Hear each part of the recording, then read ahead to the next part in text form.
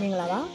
ကျမကတော့ရန်ကုန်ခရိုင်တိုင်းရင်းတင်မှာတာဝန်ထမ်းဆောင်နေတဲ့ရဲမေတူဖြစ်ပါတယ်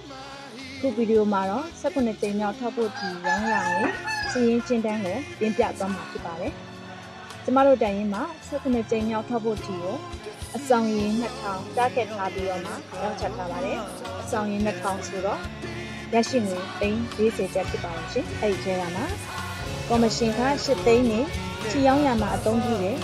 3ကျင်းငွေ3သိန်းခွဲကျပ်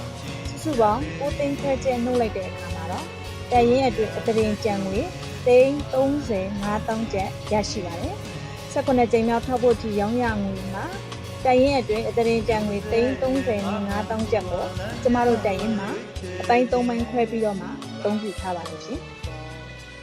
ပထမအပိုင်းကတော့ထောက်ပံ့ကြေးလိုအပ်နေတဲ့ရဲဘော်35ယောက်အတွက်18သိန်းကျပ်ကိုထောက်